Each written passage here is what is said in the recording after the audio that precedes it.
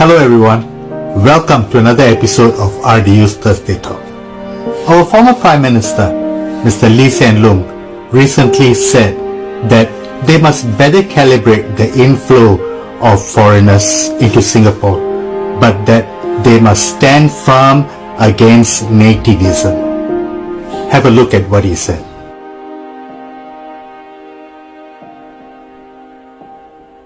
From my interactions with Singaporeans, I know that most of them are not anti-foreigners. Many of them are not nativists in their outlook. But it is a fact that in Singapore, we have a very high percentage of foreigners. And in a country where the percentage of foreigners is so high, there is no necessity for them to integrate at all. I know this firsthand because I lived in the US as a foreigner. I worked in New York and I had to assimilate to the population which was there because I was a real minority. In Singapore, that may not be the case totally. So when you find someone who comes from India or someone who comes from China, they will find their own community and there is very little incentive for them to integrate with the natural born Singaporeans. Don't you think so? And when there is so little integration happening, then that is problematic. It can be in our neighborhoods, it can be in our places of work, it can be in our businesses as well. So I don't think the problem is with the immigrants who are coming in. The problem is because many Singaporeans feel that they are second-class citizens in their own homes. Take what our Manpower Minister, Mr. Tan See Leng, said recently. He said that there were many safeguards in place for the local workers, but that we need foreign workers.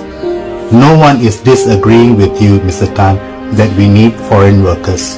But the problem is, we feel that the safeguards for the local workers are not adequate. For example, take the real estate agent's profession. Only about 7 to 8% of the real estate agents are foreigners. They can be PRs, PRs are also foreigners, and the others. But from my interactions with the real estate agents, I understand that foreigners who include permanent residents, they make up about 30 to 35% of all transactions for HDB resale flats to private properties and luxury properties. If this is true, then guess who a foreigner will go to when he wants to buy a property in Singapore? It is very, very likely that he will go to a property agent who speaks his own language, who comes from his own country. Am I not right? And when this happens, it affects the bottom line of our citizen property agents.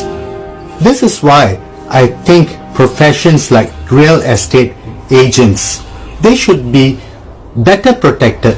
They should be available only to citizens. This is why RDU has always advocated for a citizens first hiring policy. Our TAFAP and even our new legislation on manpower does not go far enough to protect the Singaporean, the citizen workers. We must earn enough to support our families, earn enough for our own upkeeps. We cannot feel like second-class citizens in our own homes. What do you think? Let me know. I'm Ravi Philemon, the Secretary General of Red Dot United. I'll talk to you soon. Thank you.